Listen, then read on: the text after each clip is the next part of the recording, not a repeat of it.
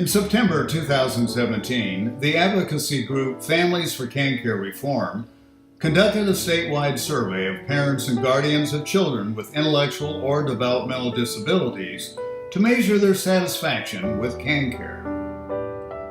This presentation compares performance levels of targeted case managers and insurance company care coordinators. Parents and guardians reported a much higher level of satisfaction on frequency of communications with targeted case managers compared to care coordinators.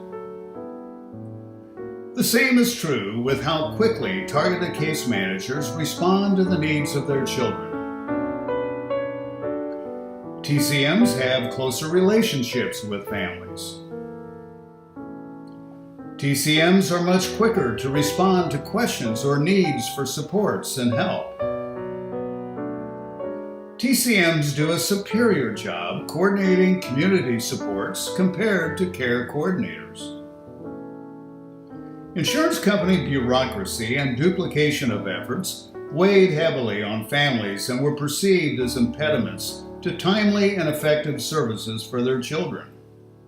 As one respondent said, "Our coordinator is a lovely person, but consider this position a bureaucratic impediment with nearly duplicative paperwork and hoops, completely redundant with TCMs."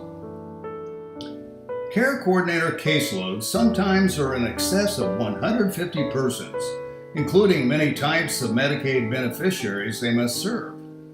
TCM caseloads are in the low to mid-30s and are exclusively focused on persons with IDD.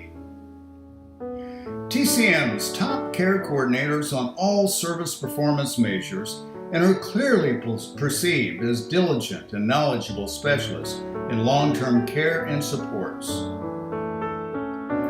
The struggles and issues related to non-medical services and KanCare 1.0 have been well documented over time.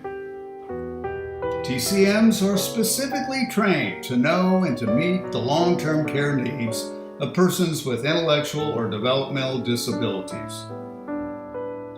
Excessive caseloads carried by care coordinators lead to delays in responding to families and failure to follow up on needs and issues.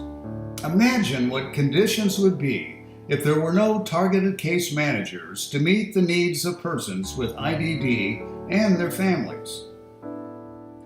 Removing long-term care supports and services from KanCare restores local expertise in managing the system and reduces confusion and bureaucracy. The pre-KanCare system for administering long-term care supports and services is already in place at 27 community developmental disability organizations throughout the state. CDDOs are the primary administrators of gatekeeping services. The state pays insurance company care coordinators $17 million for services that are duplicative and inefficient. It's time to cut bureaucracy, save money, and bring administration of these services and supports back to Kansas. Email us at kancarereform@gmail.com and we'll send you information to help you spread the word. Let your legislators know that you want non-medical long-term care services and supports carved out from KanCare and returned to local control.